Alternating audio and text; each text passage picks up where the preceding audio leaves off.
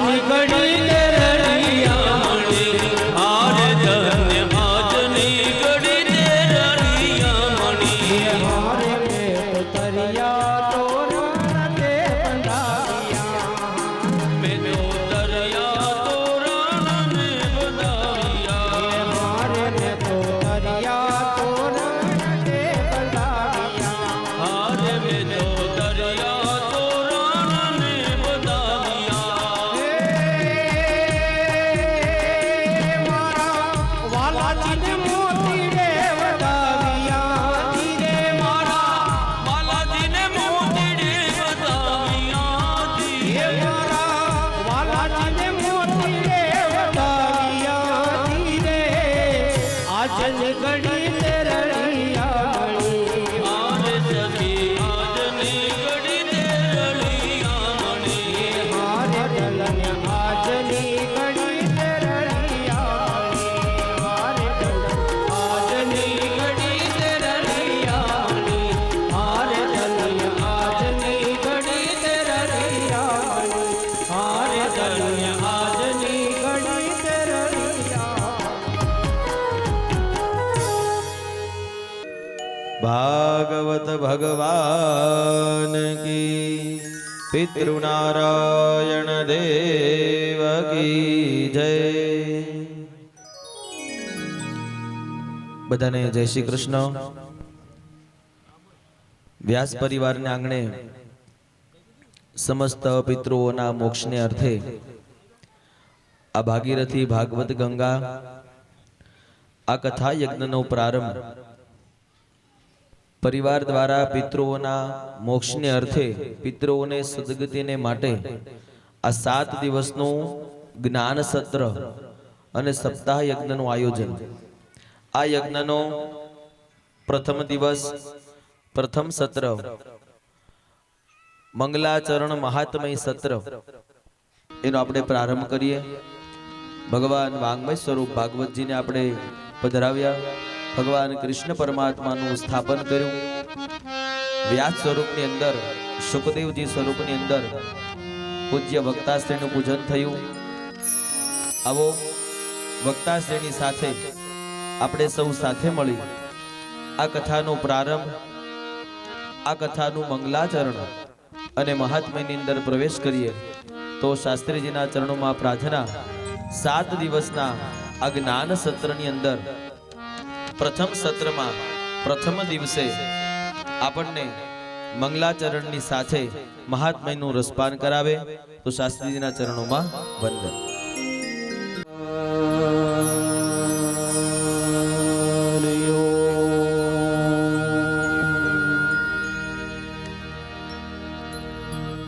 સ્વસ્તિ શ્રી ગણેશાય નમઃ.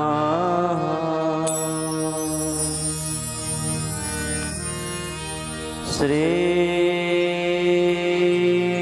પરમાત્મને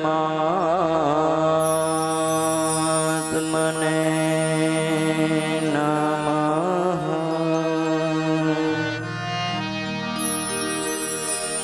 શ્રી સરસ્વત્યે નમઃ. શ્રી ગુરુભ્યો નમઃ.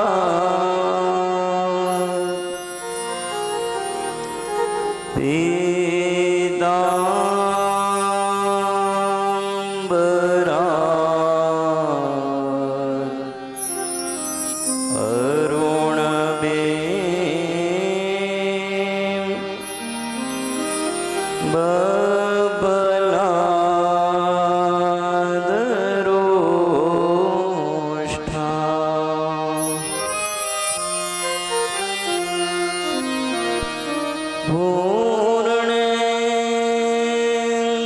સુંદર મુખાત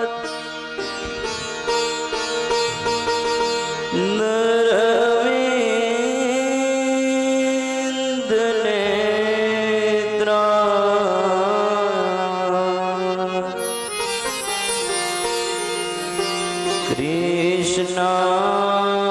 કૃષ્ણાત પરમ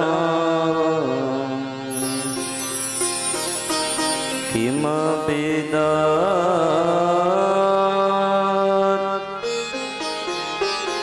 ત્વમહો ન જાને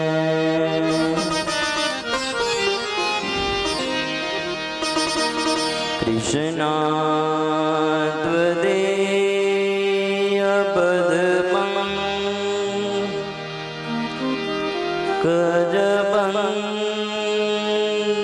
કજબંજરાંતે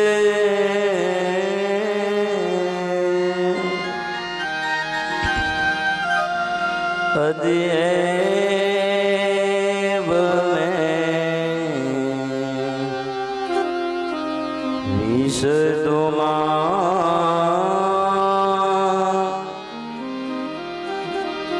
ન સરાજ હંસ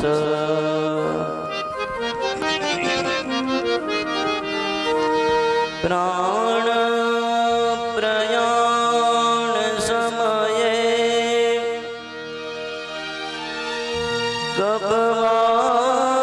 કપવાત પેતે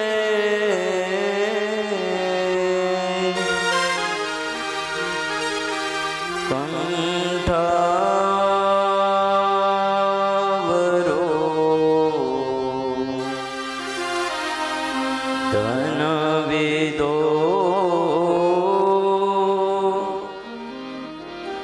સ્મરણં કુતસ્તે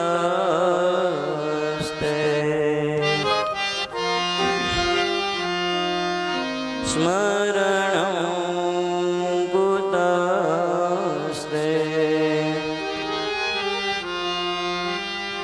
સ્મરણં કુતસ્તે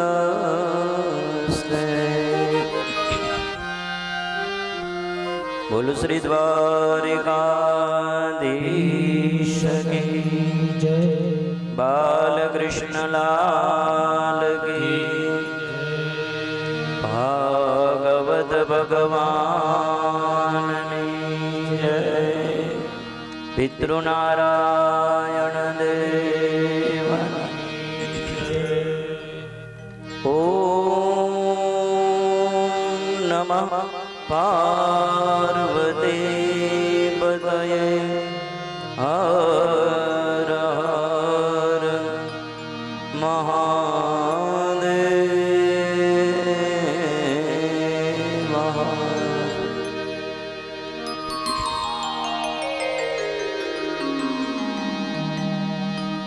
હરે રામ હરે રામ રામ રામ હરે હરે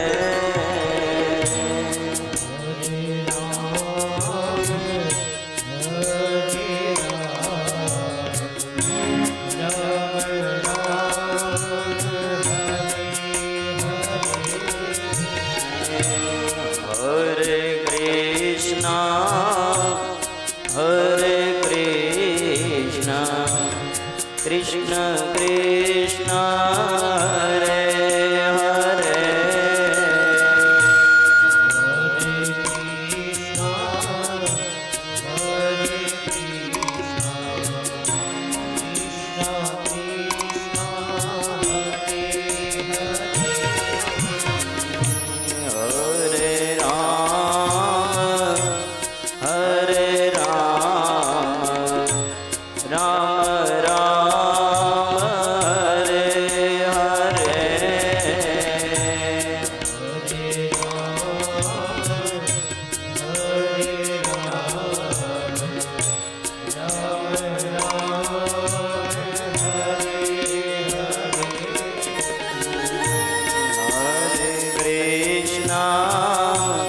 હરે કૃષ્ણ કૃષ્ણ કૃષ્ણ હરે હરે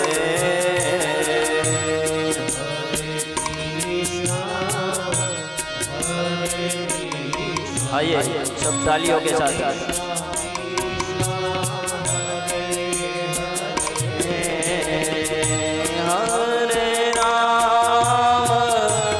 हरे राम राम राम हरे हरे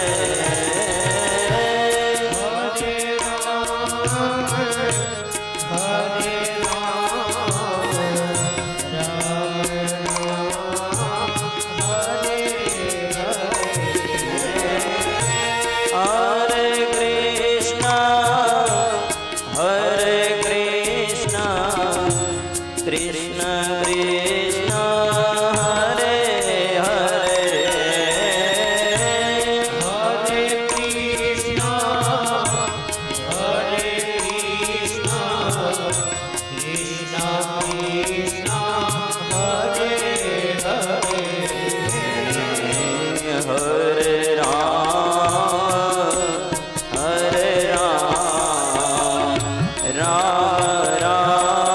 हरे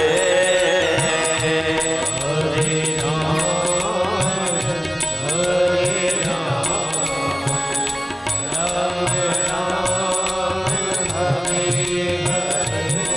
हरे हरे कृष्णा कृष्ण कृष्ण हरे हरे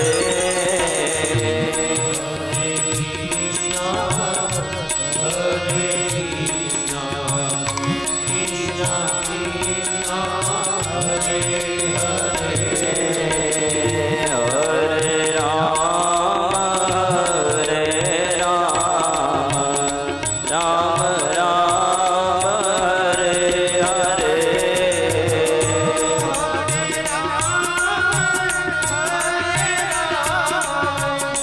कृष्णा कृष्ण कृष्ण हरे हरे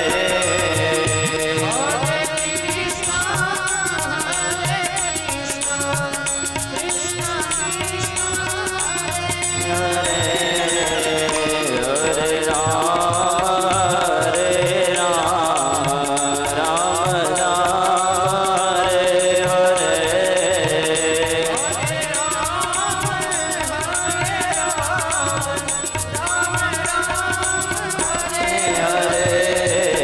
कृष्ण कृष्ण हरे हरे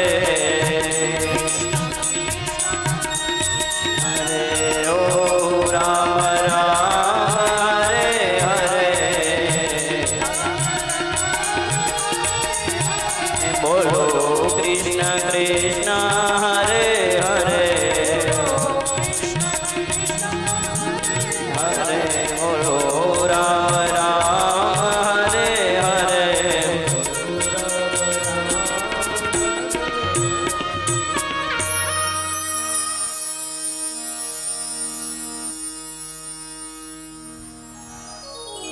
अध गोविंद दामोदर स्तोत्र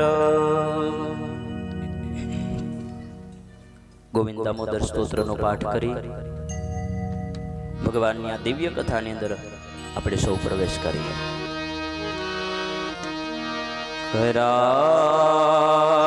કરારવિંદે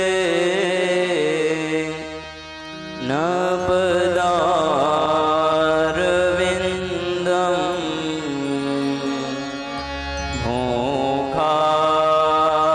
મોખારવિંદે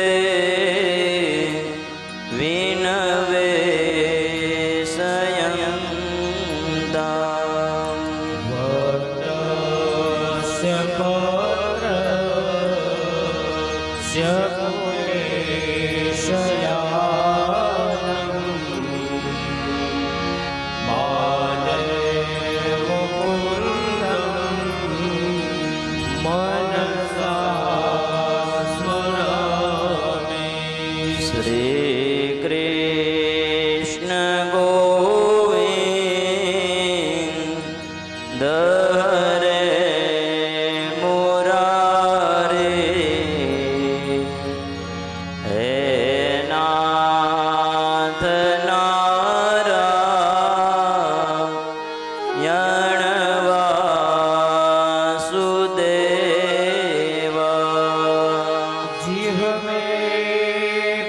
સ્વામૃતમેત દેવમ ગોવિંદ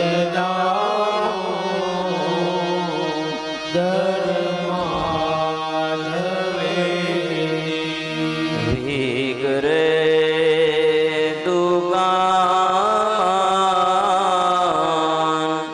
કિલ ગોપ કન્યા મોરારે પાદાર પિત ચેત વૃત્તિ દધ્યાધિકમ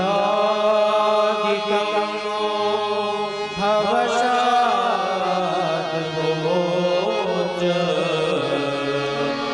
ગોવિંદ ધર્માધવે ગૃહે ગૃહે ગો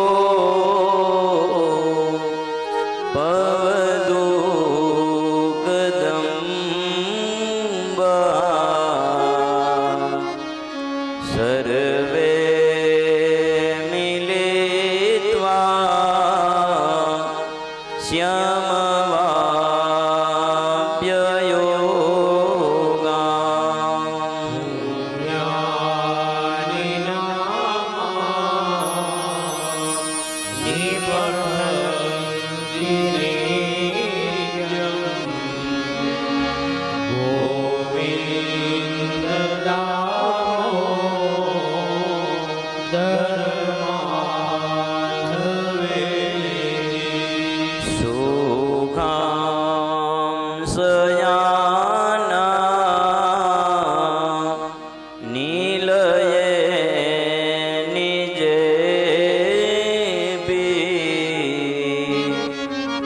નામાનિ વિષ્ણુ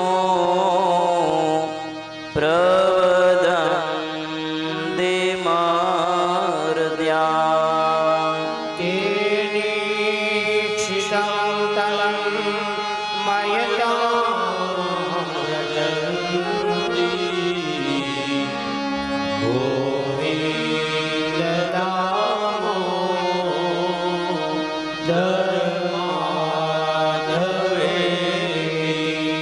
જીહવે સદેવં ભજ સુંદરાણી નામાનિ કૃષ્ણ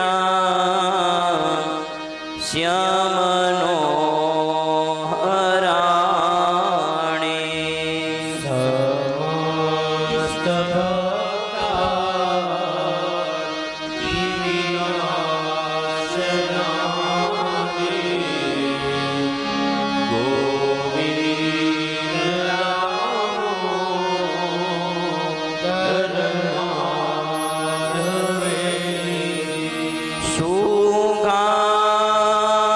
સુગાવસા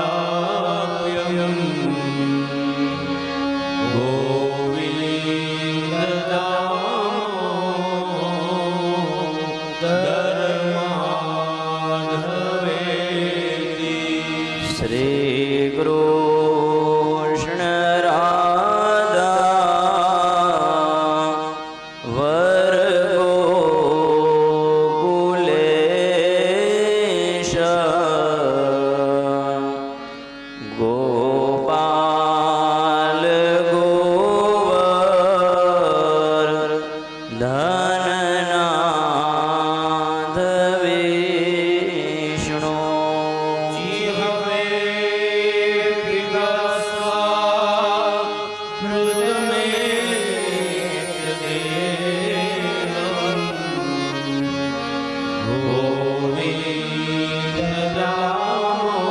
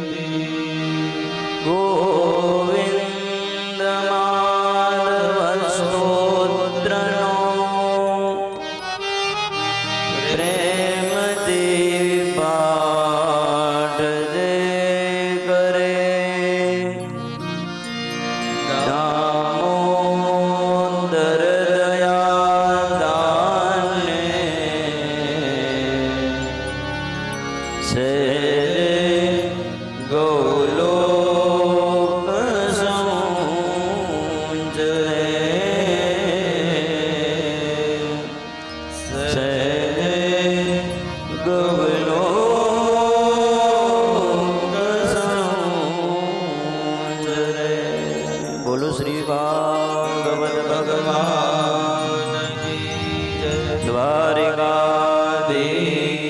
કી જય. પિતૃનારાયણ દેવ કી જય. કુલદેવી માત કી જય.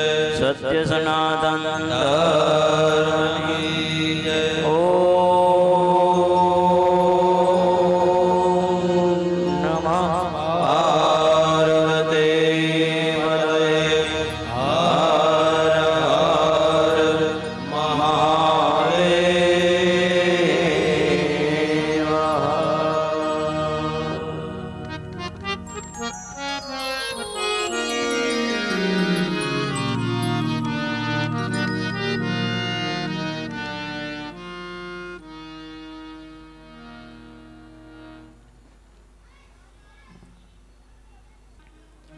પધારેલ સૌ શ્રોતાજનો, એમના હૃદયની અંદર બિરાજમાન પરબ્રહ્મ પરમાત્માને જય શ્રી કૃષ્ણ, જય સિયારામ. સ્થાપનની અંદર બિરાજમાન દરેક દેવી દેવતાઓ, વ્યાસપીઠની ઉપર સ્વયં ભગવાનનું વાંગમય સ્વરૂપ એવા ભાગવતજી, મારા પૂજનીય દેવી દેવતાઓ અને દાદાજીના ચરણોની અંદર પ્રણામ. ભગવાન શ્રી હરિની કૃપાથી આ પરિવારની અંદર બીજી વખત ભાગવતજી કહેવાનો મને અવસર પ્રાપ્ત થયો છે. કથાની અંદર કીધું કે જ્યારે જન્મો જન્મના પુણ્યનો ઉદય થાય ત્યારે ભગવાનની કથા સાંભળવાનો આપને લાભ મળે છે. પરંતુ એનાથી પણ એક ઉત્તમ વાત છે, ક્યારેક એ જન્મો જન્મની અંદર કરેલા સદકર્મનો જ્યારે ઉદય થાય ત્યારે ભગવાનની કથા કહેવાનો લાભ મળે છે. એવી ભગવાનની આ દિવ્ય કથાઓ કે જે સાંભળવાથી આપણા જન્મ જન્માંતરના જે કંઈ થાકનો અનુભવ હોય ને, એ ભગવાનની કથા સાંભળવાથી આપણા જીવનનો થાક દૂર થાય છે. એટલા માટે ભગવાનની કથા, એ કથાના શબ્દને ઉલટાવીએ, એનું પરિવર્તન કરીએ એટલે થાક થાય. જ્યારે જન્મ જન્માંતરથી આ જીવ ભટકતો ભટકતો અનેક યોનિમાંથી પસાર થઈ અને જ્યારે છેલ્લે એને મનુષ્ય જન્મ પ્રાપ્ત થાય છે, અને એ મનુષ્ય જન્મમાં પણ વિશેષ એક બ્રાહ્મણના ઘરે આપને અવતાર પ્રાપ્ત મળ્યો. એ ભગવાનની વિશેષ કૃપા છે. અને એ બ્રાહ્મણના પરિવારને ઘરે મને કથા કહેવાનો આજે અવસર પ્રાપ્ત થયો છે. ખરેખર તો આપણે એવું કહીએ કે પિતૃના મોક્ષાર્થે મેં ભગવાનની કથા અમે બિરાજમાન કરી છે, ભગવાનની કથા રાખી છે. પણ વ્યાસપીઠ ઉપરથી મને કહેવાનું એવું મન થાય કે જ્યારે પિતૃ કૃપા આપણી ઉપર હોય અને પિતૃઓને મોક્ષ થઈ ગયો હોય ત્યારે જ આવી કથા બેસાડવાનો આપણે વિચાર આવે છે.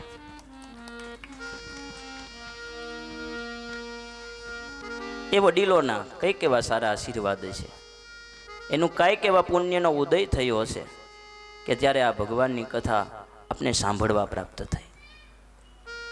અન્ય શાસ્ત્ર છે એ જીવનની અંદર કઈ રીતે જીવવું એ આપને શીખવાડે છે, પરંતુ ભાગવત શાસ્ત્ર કઈ રીતે મૃત્યુ પામવું, કઈ રીતે મરવું એ શીખવાડતો ગ્રંથ હોય તે ભગવાનનું ભાગવત કથા છે. એવી આ દિવ્ય કથા આપને સાંભળવાનો પ્રાપ્ત થયો છે.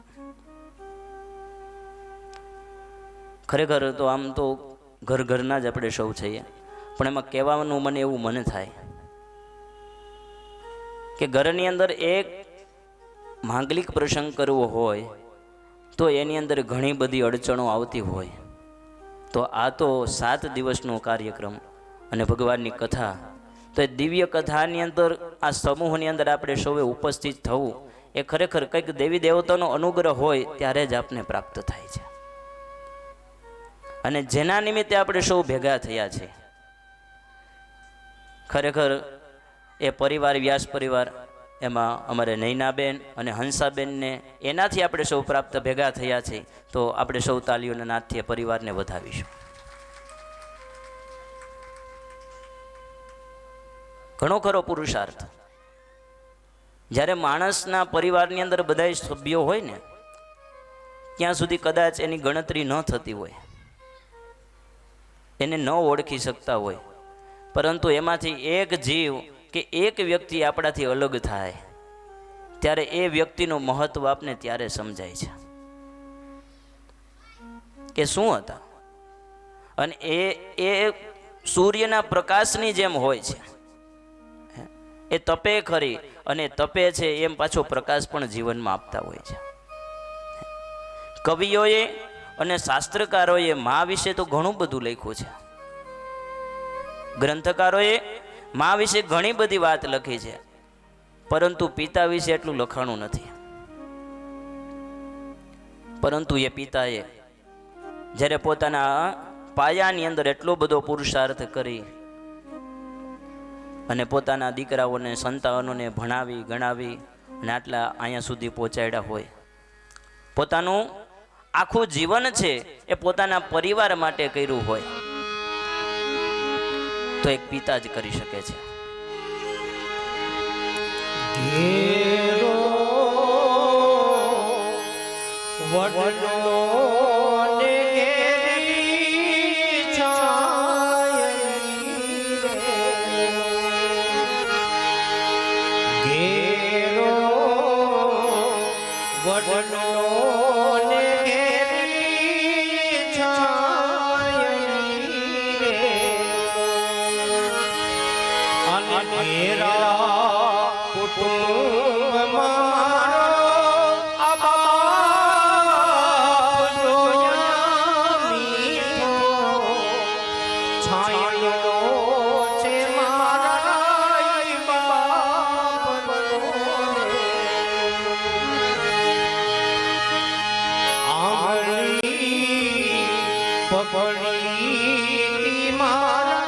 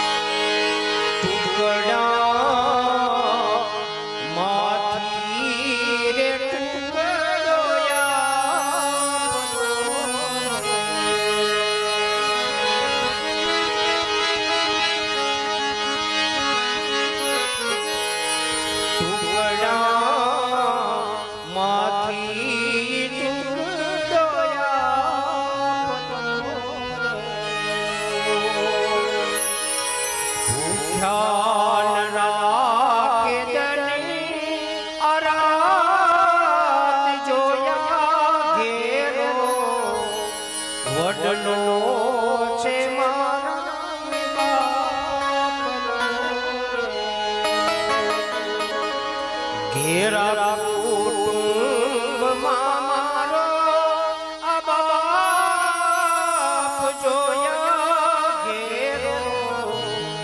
વડલો છે મારા ઈ બાપનો એવો આ જીવનની અંદર પિતા અને પતિ વગરનો સંસાર છે ને એની અંદર કોઈ સાર નથી. અને એ પતિ જાય પછી કુટુંબના, પરિવારના, આડોશી પાડોશી, સગા સંબંધી એ બધા સ્ત્રીને હેરાન કરે. ઘરની બહાર ન નીકળાય, આમ કપડાં પહેરવાના, હવે શણગાર નહીં સજવાના. અને આ બધી પરિસ્થિતિમાંથી પસાર થઈ અને જે પોતાના સંતાનોને ઉછેરીને મોટા કર્યા, ભણાવ્યા, અને એ દીકરાઓએ ખરેખર એ પિતૃઓની કૃપા હોય ત્યારે જ આ બધું શક્ય છે. અમારે રસ્તાની અંદર જ વાત થઈ કે એ માએ કરેલી જે સેવા છે એને પેટે પાટા બાંધીને જે દીકરાઓને ઉછેરીને મોટા કર્યા હોય એની અંદર સંસ્કાર પિતાના આવે આવે ને આવે છે.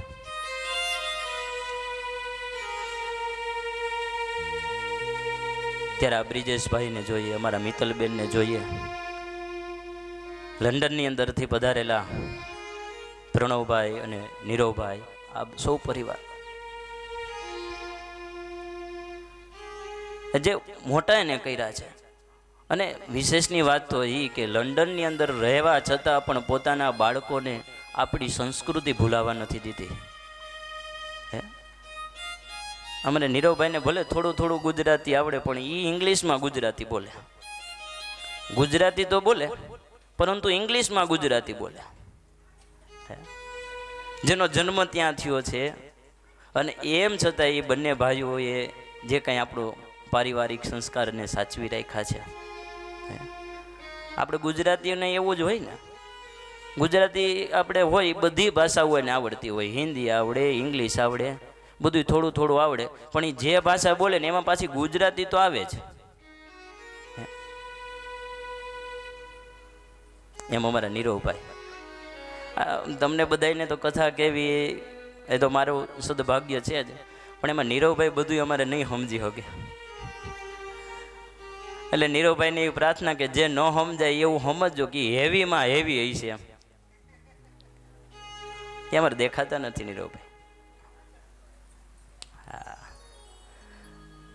એટલે કહેવાનું તાત્પર્ય કે આ સંતાનોને આ જગ્યા સુધી પહોંચાડ્યા અને એવી બહેનોએ ધીરે ધીરે કરતાં કરતાં પોતાના જીવનના તમામ કાર્યોને પૂર્ણ કરી અને વાનપ્રસ્થની અંદર પ્રવેશ કરતા પૂર્વે આવું એક દિવ્ય બંને બહેનોને મનમાં વિચાર આવ્યો, સંકલ્પ આવ્યો કે અમારે અમારા પિતૃઓના મોક્ષાર્થે આ ભાગવત કથા કરવી છે.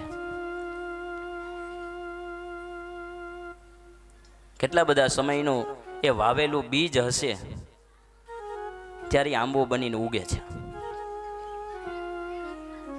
અહીં આપણે સૌ બેઠા જ, આવું સારું મંડપ છે, આવું સારું સ્ટેજ છે, બેસવાની સારી વ્યવસ્થા છે, પણ એના મૂળ પાયાની અંદર કેટલા બધા સમયથી રોપાયેલું બીજ હશે.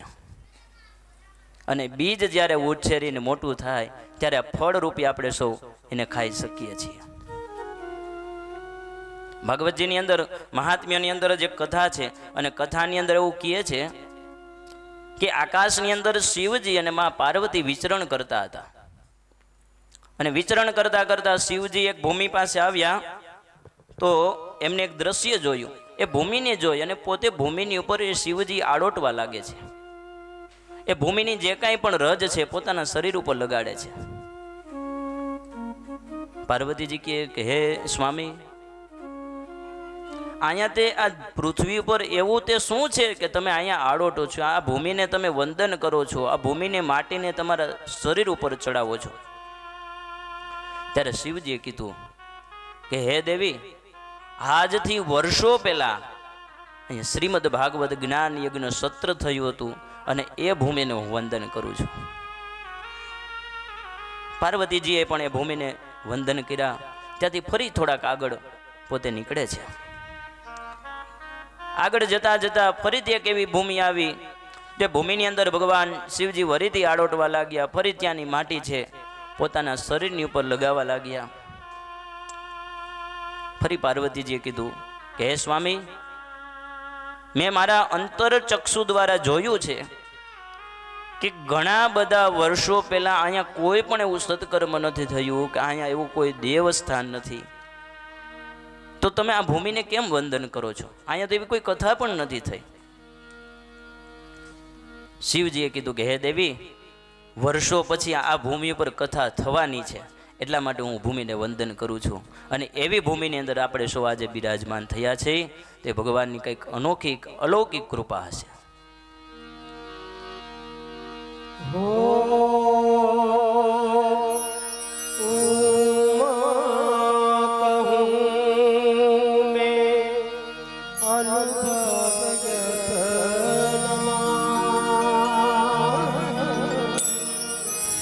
સત્ય હરિ ભજન જગત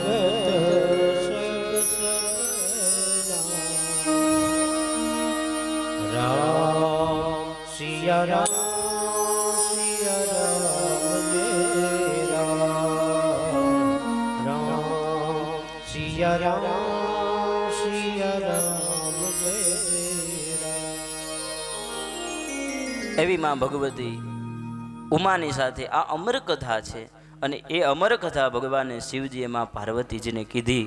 અને એવા સમયે જે એક પક્ષીએ કથા સાંભળી અને એ કથાનું ફળ છે એ પોતાની ચાંચ વડે એ પક્ષીએ ખાધું અને એટલું બધું મીઠું બનાવ્યું કે એ કથાના દિવ્ય રસને આજે પીવા માટે આપણે સૌ ભેગા થયા છીએ.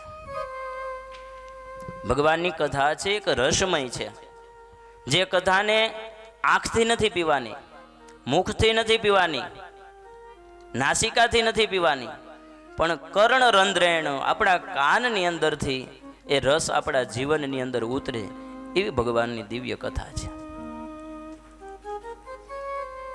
બાકી તમારા સાહિત્યકાર ભીખુદાનભાઈ કહે કે અમે શરૂ કરીએ ને ભજન ગાય ને પછી હવારે પડે એટલે એમાંથી એક ભાઈ આવીને કીધું કે હો ભીખુદાનભાઈ, આજે તો જામો પડી ગયો હોય કે તમારા ભજન સાંભળે. ભીખુદાનભાઈ કે જામો તો પડ્યો પણ ફેર પડ્યો કે નહીં? નકરા જામે કાંઈ થાય એમ કંઈક ફેર પડવો જોઈએ. અને કથા તો અમે બધી જગ્યાએ કરતા હોય એટલે એની અંદર ઘણા બધા માણસો બેઠા હોય, ઘણી બધી હાજરીઓ હોય, પરંતુ અહીંયા આપણે લિમિટેડ માણસો છીએ. અને એમાં કહેવાનું એવું મન થાય કે અહીંયા બેઠા છો ને એમાં કદાચ હાજરી ઓછી હોય તો ચાલે. સાંભળજો ધ્યાનથી. અહીંયા બેઠેલા વ્યક્તિઓની કદાચ હાજરી ઓછી હોય તો ચાલે, પરંતુ જેટલા બેઠા છો ને એ બધાની હોજરી સારી હોવી જોઈએ. આવે છે ને ખ્યાલ? કે અહીંથી જે કાંઈ કહી એ બધું તમારા જીવનમાં ઉતરે, તમને જચે, તમને પચે અને તમારા શરીરની અંદર લોહી બનીને બધું વહેવા લાગે. દિવ્ય કથાઓ આ બધું વારે વારે આપને લાભ નથી મળતો, અને જે લાભ આપને પ્રાપ્ત થયો છે એ લાભનો પૂરેપૂરો આનંદ આપણે લેવો જોઈએ. બાકી તો ભગવાનની કૃપા વગર ક્યારેય કથાનો એક શબ્દ પણ આપણા કાનની અંદર પડી શકે નહીં. એની કૃપા વગર એક પાંદડું પણ હલી ન શકે. એવા પરબ્રહ્મ શ્રી હરિ પરમાત્મા એની છત્ર છાયાની અંદર આપણે શું બેઠા છે. મને આમ રસ્તામાં આપણે પોથીજીને લઈને આવતા હતા ત્યારે એક દ્રશ્ય જોયું, ખૂબ આનંદ આવ્યો. બધા બહેનોએ ભાગવતજીની પોથી મસ્તક ઉપર લીધી, પછી બહેનોનો વારો પૂરો થયો એટલે ભાઈઓએ લીધી. આ બહુ સુંદર ભાવ છે, સુંદર દર્શન છે. જે પોથીને તમે ને મેં આપણા મસ્તક ઉપર બિરાજમાન કરી છે એ પોથી આપણા જીવનમાં ઉતરે એના માટેથી આપણે એને મસ્તક ઉપર લઈએ છીએ. માથે લઈએ પછી ધીરે ધીરે આપણા જીવનની અંદર એ આવવી જોઈએ. બાકી તો અત્યારના સમયની અંદર ઘણી બધી દિવ્ય કથાઓ થાય છે, કથાની અંદર જવાનો લાભ મળે છે. એક ગામડું ગામ અને ગામની અંદર એક દાદાએ આખા જીવનની અંદર કોઈ પણ જાતનું સત્કર્મ કર્યું નહીં, ક્યારેય ભગવાનનું નામ લીધું નહીં. અને અંતકાળ હવે ધીરે ધીરે નજીક દેખાવા લાગ્યો દેહ ડગમગવા લાગ્યો, આંખોમાંથી ધીરે ધીરે તેજ ઓછું થવા લાગ્યું, મુખમાંથી જે કાંઈ શબ્દ બોલે એ બધાય ફગવા લાગ્યા. આ ભગવાન બધાય ટપાલું આપને મોકલે છે કે ભાઈ હવે તું અહીંયા મોટા ગામત્રે આવવા માટેની તૈયારી કરો. એના માટેની એક એક ટપાલું પોસ્ટકાર્ડ આવે છે, પણ આપણે બધું એ કાંઈ જોઈએ નહીં કે ભાઈ ભલે નોટિસો મોકલા રાખે, આપણે આપણી રીતે જીવીએ. આંખ જાય ને પછી ધીરે ધીરે મોઢામાંથી દાંત જવા માંડે, માથાના વાળ ધોરા થવા માંડે. એ નોટિસોને સ્વીકાર ન કરી દાંત પડી જાય તો વળી ચોકઠું લઈ આવીને લગાડીએ. વાળ ધોરા થઈ જાય એને પાછા કાળા કરીએ. પરંતુ આ બધી નોટિસ છે એને આપણે જોવાની છે, અનુભવવાની છે કે હવે આપણે મોટા ગામત્રે જવા માટેની કંઈક તૈયારી કરવાની છે. અને કઈ ગામત્રે આપણે જાય તો એ શું હારે આપણે લઈ જાય કે જે વસ્તુ આપણી સાથે આવવાની છે, જે વસ્તુની આપણે જરૂર છે એ વસ્તુ આપણે સાથે ભરીએ ને. તો એમ અંતકાળે જે આપણે મોટા ગામત્રે જવાનું છે તો એની સાથે લઈ જવાનો તો કોઈ સામાન હજી આપણે તૈયાર જ નથી કર્યો. એ તૈયાર કરવાની ક્રિયા એટલે કે આ ભાગવત કથા. એમ દાદાએ મનમાં વિચાર કર્યો કે મેં મારા જીવનની અંદર ક્યારેય પણ ભગવાનનું નામ નથી લીધું. કદાચ બે વ્યક્તિ કોકને બીજાને દાન આપતા હોય તો મેં એને રોક્યા છે કે ભાઈ નહીં નહીં ત્યાં થોડું દાન દેવાય, એના કરતાં આમ કરી ન ખાય તેમ કરી ન ખાય. ગાયો જ્યાં ઘાસચારો ચરતી હોય એ ગાયોને મેં તગડી મૂકી છે, એ ભૂમિના ટુકડાઓને મેં વેચી દીધા છે, ગૌચરોને. પરંતુ હવે અંતકાળ નજીક આવ્યો છે. આપણા ગામની અંદર ભાગવતજીની કાલથી કથા શરૂ થવાની છે. હું મનમાં એવું નક્કી કરું છું કે આ 7 દિવસની ભગવાનની કથા છે એ હું સાંભળીશ, હારે લઈ જવાનું ભાથું તૈયાર કરીશ. ધીરે ધીરે કરતા સવારનો સમય આપણે જેમાં અહીંયા થયો એમ સવારનો સમય થયો. ભગવાનના સ્થાપનોને અંદર રહેલા ભગવાનોની પૂજા કરી, ભાગવતજીની પોથી મસ્તક ઉપર ધારણ કરી અને પરિવારજનો એને વાજતે ને ગાજતે. ગામડાની અંદર તો ને આમાં બોલે કમરની ઉપર 2 તબલાઓ બાંધીને ભાભલાઓ. અમારે બાપભાઈ પેલા જ શરૂઆતમાં ગાયું એમ, શેરી વડાવવું સજ કરવું ને ઘરે આવો ને. અને દોકડ વગાડતા વગાડતા બધા હારે હાયલા જાય છે. એમાં એકાદ જુવાનિયા એક ફટાકડો ફોડ્યો અને દાદાને કાનમાં ધાક પડી ગઈ. અને એ બધું અવાજ ઢોલનો આવે, નગારાનો આવે, અને કાનમાં ઘણી બધી મહેનત કરે પણ મારું એમાં કાંઈ ફેર પડ્યો નહીં.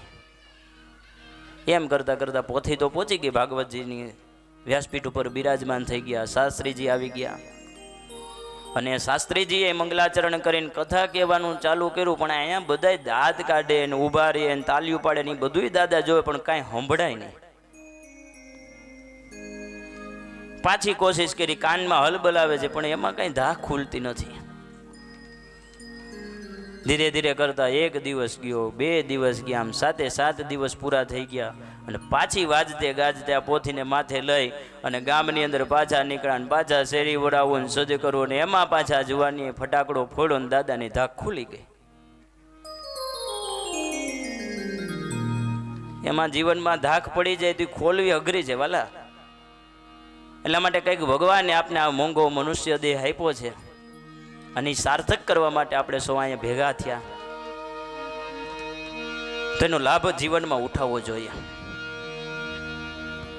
મોંઘો મનુષ્ય ફરીને ફરીને, મોંઘો મનુષ્ય ફરીને ફરીને મળે નહીં વારંવાર, હે મળે નહીં વારંવાર કે ભાઈ તું ભજી લે કીર્તન, ભાઈ તું ભજી લે કીર્તન.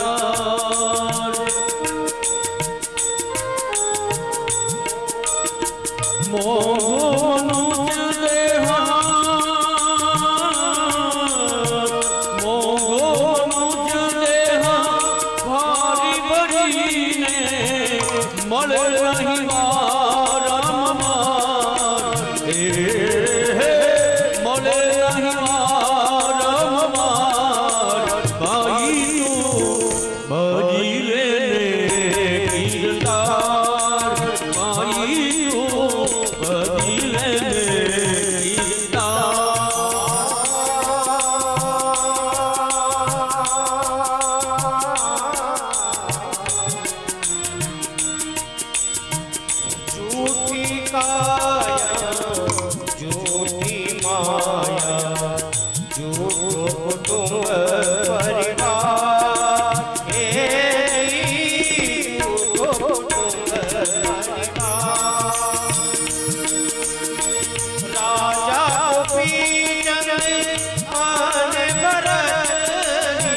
રાજા ગોપી અને ભરતરી ઓળી ગયા ઘરમાં. છોડી ગયા ઘરમાં. એ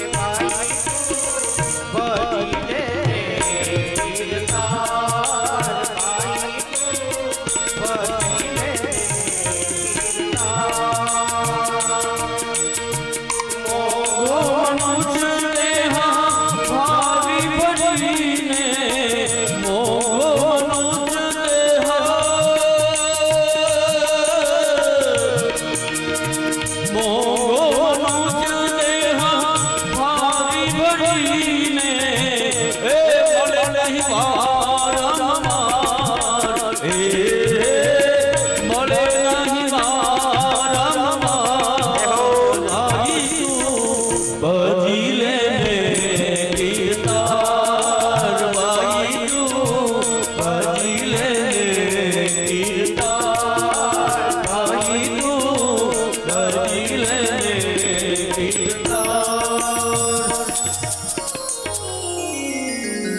અને એવા મનુષ્ય જન્મની અંદર આજે ભગવાનની દિવ્ય કથા સાંભળવાનો આપને લાભ મળે છે.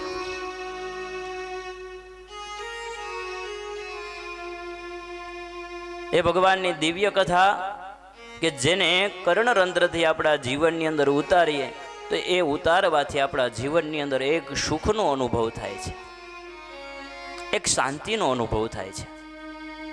જે સુખ અને શાંતિ તમે હું આપણે સૌ બારે શોધી રહ્યા છીએ એ ક્યાંય બારે નથી, એ આપણી અંદર જ રહેલું છે. પરંતુ એને શોધવો, એને અનુભવ કરવો એ આપણા હૃદયની વાત છે, આપણા મનની વાત છે. જે આત્મા છે એ જ પરમાત્મા છે અને એ પરમાત્મા જ આપણા જીવનની અંદર સુખની પ્રાપ્તિ કરાવે છે. એટલા માટે જ કીધું કે અમુક વસ્તુ છે ને એ બધી અંદરથી આવે, એને કે શોધવા જ આવી ન પડે. તાવ આવ્યો હોય એમાં ટાઢિયો તાવ આવે તો એ તાવની ટાઢ છે ને એ અંદરથી આવે. આપણે બધા તો વડીલો છીએ, આપણે બધા અનુભવ કરેલો હોય ક્યારે એ ટાઢ આવે ને પછી ઉપર તમે કદાચ 10-15 ગોદડાઓ ઓઢી લ્યો પણ એ તમારી ટાઢ ન જાય. કેમ તો કે અંદરથી આવે છે. ટાઢિયા તાવની ટાઢ, બીજું તો કે દિલની દાતારી, આ અંદરથી આવે. આને કઈ આ ઉછીની ક્યાંય દુકાને મળે નહીં દિલની દાતારી. બાકી તો કોઈ કાંઈ 5 જણા આવીને કદાચ કોઈ ડાયરો ને એવું ચાલતું હોય અને અહીંયા આવીને 5,000નું દાન લખાવી જાય. એમાં એક ભાઈએ આમ 5,000નું દાન લખાવ્યું ને એ એના પાડોશીએ જોઈ લીધું ને ઘરે આવીને માંડ્યો રોવા માંડ્યો, તાવ આવી ગયો ને ઘરવાળી કે પણ શું થયું? એ કે તો કે આ મને તાવ આવી ગયો છે. કે કેમ? કે તમે દાન દેવાઈ ગયું ક્યાંય તમારાથી ભૂલમાં? તો કે ના રે ભાઈ કે તો એ કે કોકે દાન દીધું ને મારાથી જોવાઈ ગયું. હે એ જોવાઈ જાય તો માણાને ટાઈટ આવી જાય, તાવ આવી જાય, એ કાંઈ ન થાય. એ દિલની દાતારી છે, અંદરથી આવે છે. ગુમડાની રૂજ એ પણ અંદરથી આવે છે અને ચિત્તની શાંતિ એ પણ અંદરથી આવે છે. આ બધી વસ્તુ એ પરમાત્મા જ આપને સૌને પ્રાપ્ત કરાવે છે. બસ એ બધું જીવનની અંદર આપણે પ્રાપ્ત કરતા રહીએ, એનો અનુભવ કરતા રહીએ. એમ ક્યારેક ક્યારેક જીવનની અંદર ઈર્ષા આવે, અદેખાય આવે, એ બધું કાન દ્વારા જ આવે છે ને, આંખ દ્વારા આવે, કાન દ્વારા આવે. જે પંચકર્મેન્દ્રિયો છે એના દ્વારા આપણા જીવનની આ બધું અંદર આવતું હોય અને એ બધાય દ્વારને આપણે પવિત્ર કરી અને ભગવાનની કથા છે એ આપણા જીવનની અંદર ઉતારીએ પછી તો ભગવાન અંદર આવીને પોતે સાફ કરે ને આપણા હૃદયને. અમે વૃંદાવનની અંદર જઈએ ત્યારે ત્યાંના પૂજારીઓ એવું કહે, ભલે તમે કામી હો, ભલે તમે ક્રોધી હો, તમારા જીવનમાં લોભ હોય, અભિમાન હોય, ઈર્ષા હોય, અદેખાય હોય, પણ તમે બાકે બિહારીને યાદ કરો અને બાકે બિહારી તમારા હૃદયની અંદર આવે અને બસ તમે એને યાદ કરતા રહ્યો, એનું સ્મરણ કરતા રહ્યો, પછી બાકે બિહારી પોતે બુહારી લગાતે હે આપણા જીવનની અંદર. આવીને હૃદયની પોતે આવીને સાફ કરે, પોતાના હાથમાં ઝાડુ લઈ લે. જેમ 5 પાંડવોએ રાજસુ યજ્ઞ કર્યો અને પતરાવડા લેવા માટે ભગવાન કૃષ્ણ આમ પોતાના ઉત્તરીયનો કસોટો વાળીને માંડા લેવાય તો બસ એ જ રીતે પરમાત્મા કથા દ્વારા આપણા હૃદયની અંદર આવે અને કામને દૂર કરે, ક્રોધને લોભને દૂર કરે, અભિમાન મત્સર આ જે કાંઈ તત્વો છે એ બધાને સ્વયં ભગવાન આવી અને એને દૂર કરે છે. અને એવું પરમ શ્રદ્ધેય ભાગવતજી કે સ્વયં ભગવાનનું વાંગમય સ્વરૂપ છે. અને ભગવાન જ્યારે સ્વધામ જતા હતા ત્યારે સ્વયં ઉદ્ધવજીને ભગવાને એમ કીધું છે કે હું છે ને હું ક્યાંય જાતો નથી, ભલે મારો આ દેહ છે હું સ્વધામની અંદર લઈ જાઉં છું, પરંતુ મારું તત્વ છે ને આ ભાગવતજીની અંદર મૂકતો જાઉં છું. અને એની અંદર કળિયુગનો પ્રમાણ એ જ છે કે આટલી બધી જગ્યાએ ભગવાનની કથાઓ થાય છે. તમે પણ આ બધી કથાઓ તમને પણ કંઠસ્થ હશે, તમને બધી ખ્યાલ હશે કે ભાઈ કૃષ્ણ ભગવાને જીવનમાં આમ કર્યું, રામજીએ આમ કર્યું, પરશુરામે આમ કર્યું, આ બધી દિવ્ય કથાઓ આપને ખ્યાલ જ છે. એમ છતાં પણ વારે વારે ભગવાનની કથાઓ આપને સાંભળવાનો આનંદ આવે છે. એનું એક જ કારણ છે, કેમ તો સ્વયં ભગવાન એ આનંદના દાતા છે. એટલે એના શાસ્ત્રમાં આનંદ જ આવે, એના પુરાણમાં આનંદ જ આવે છે. જે પરમાનંદ છે એ આનંદી અનુભૂતિ કરાવે છે. કલિયુગ છે, કલિયુગ પોતે પોતાના સ્વભાવનું દર્શન કરાવે જ જીવનની અંદર. અન્ય યુગો છે તો એની અંદર ભગવાનની પ્રાપ્તિ કરવી બહુ કઠિન બતાવી. સતયુગની અંદર હજારો વર્ષ સુધી તમે તપ કરો ત્યારે ભગવાન દર્શન આપવા માટે આવતા. પછી દ્વાપર યુગ આવ્યો તો દ્વાપર યુગની અંદર યજ્ઞો યાગાદી કર્મ થવા લાગ્યા અને ભગવાનને પ્રસન્ન કરવા માટેની ક્રિયાઓ કરે, પણ એમાંય ઘણો બધો સમય થાય ત્યારે ભગવાન પ્રાપ્ત થતા. ત્રેતા યુગની અંદર જપ તપ કરી અને ભગવાનને પ્રસન્ન પૂજા કરી અને ભગવાનનું પ્રસન્ન કરવાની એક ક્રિયાઓ કરતા. પરંતુ કલો કેશવ કીર્તનમ, કેવલ ભગવાનના નામ સ્મરણ દ્વારા જો ભગવાન પ્રસન્ન થતા હોય તો આ કળિયુગની અંદર ભગવાન પ્રસન્ન થાય છે. જીવતા જાગતા દાખલા છે ને, નરસિંહ મહેતા છે, મીરાબાઈ છે, જલારામ બાપા છે, બજરંગદાસ બાપા છે. એ પોતાના જીવનની અંદર કેવલ ભગવાનનું નામનું સ્મરણ કરતા કરતા પોતે ભગવદ પ્રાપ્તિ કરી છે. બાકી તો અન્ય યુગોની અંદર જોયું કે ઋષિ મુનિઓ એ રાફડા થઈ જતા ત્યારે કદાચ ભગવાન એને દર્શન દેવા માટે આવતા. પરંતુ કળિયુગની અંદર તો કેવલ ભગવાનનું નામ સ્મરણ કરો ને ત્યારે જ ભગવાન પ્રસન્ન થઈ જાય છે. એવું ભગવાનનું આ દિવ્ય લીલા ચરિત્રામૃત ભાગવત કથા છે. આવો આપણે સૌ ભાગવતજીની કથાની અંદર સૌ પ્રવેશ કરીએ. અને ભાગવત કથાની અંદર એવું બતાવ્યું છે કે જેનું સ્મરણ કરવાથી, સેવન કરવાથી અનેક જન્મ જન્માંતરના કર્મોમાંથી આપને મુક્તિ મળે છે અને ભગવાનના પરમધામની આપને પ્રાપ્તિ થાય. એવો ભાગવતજીનો પ્રથમ શ્લોક. શ્રી ભગવાન વાચ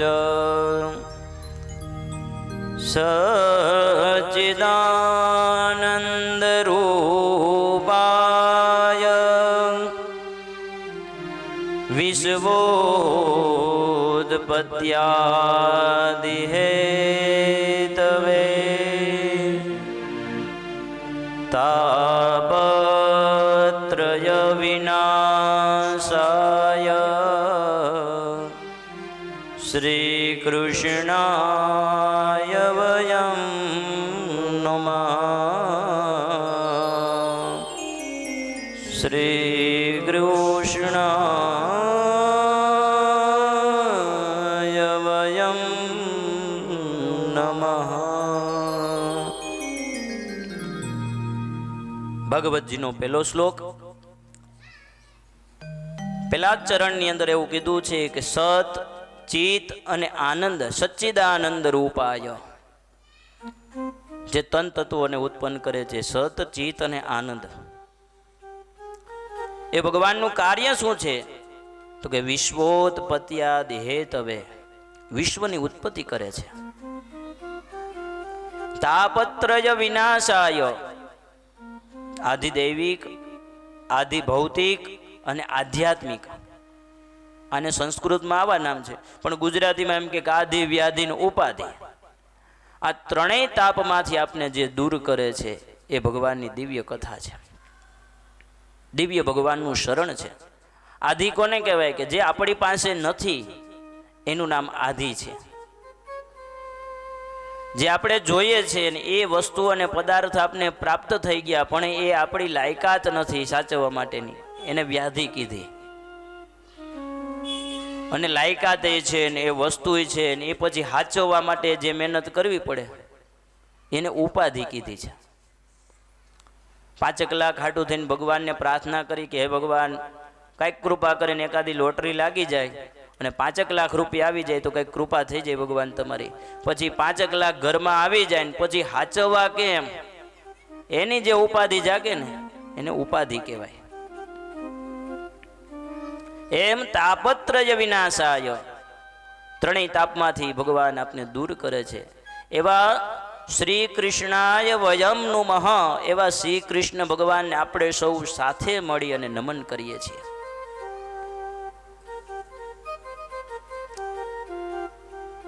ભાગવતજીનો પહેલો શ્લોક અને ભાગવતજીના પહેલા શ્લોકની અંદર આ ભગવાનના સ્વરૂપનું અને ભગવાનના કાર્યનું વર્ણન બતાવ્યું છે. ત્યાર પછી બીજા શ્લોકની અંદર જેને ભાગવત શાસ્ત્રનું વક્તા સ્વરૂપે શ્રવણ પરીક્ષિતને કરાવ્યું એવા સુખદેવજી મહારાજનું સ્મરણ બતાવ્યું છે. યમ બ્રવ્રજંદમનુભેદમભેદકૃત્યમ દ્વેપાયનો વિરહ કાતરહા જુહાવ પુત્રેતિ તન્મયદયાસ્તરવો વિનેદુ ત્વં સર્વભૂતહૃદયં મુનિમાનતોસ્મિ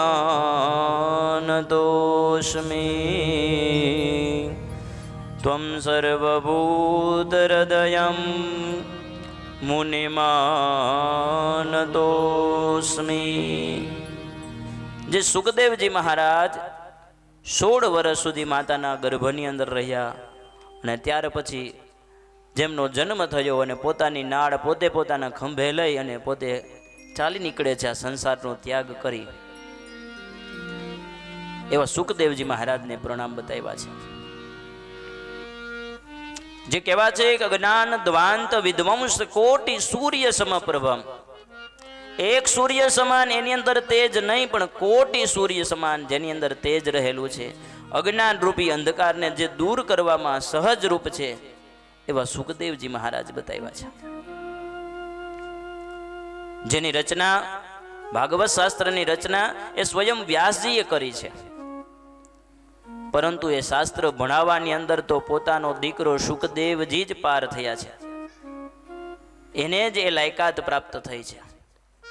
એમ ભાગવત શાસ્ત્ર અહીંથી કેવું હોય તેવા વ્યક્તિને ઘણી બધી જીવનની અંદર કૃપા હોવી જોઈએ. પહેલી વહેલી તો ભગવદ કૃપા છે એની ઉપર પ્રાપ્ત થવી હોવી જોઈએ. જ્યારે ભગવાનની કૃપા થાય ત્યારે ભગવાનની કથા એને પ્રાપ્ત થાય છે. પછી તો કે ગ્રંથ કૃપા પણ એની અંદર હોવી જોઈએ. પછી ભગવાનની કૃપા થાય પછી એની ઉપર ગ્રંથની કૃપા થવી જોઈએ કે આ જે કાંઈ છે તમને સરસ રીતે અને સરળ રીતે તમને સમજાવી શકે એવી ગ્રંથ કૃપા પણ એને પ્રાપ્ત થવી જોઈએ. ભગવદ કૃપા અને ગ્રંથ કૃપા બે પ્રાપ્ત થઈ જાય, પણ જ્યાં સુધી આત્મકૃપા ન હોય ત્યાં સુધી બધું નકામું. એટલે સાથે સાથે આત્મકૃપા પ્રાપ્ત થવી એ પણ ભગવતની ઈચ્છા હોય ત્યારે પ્રાપ્ત થાય છે.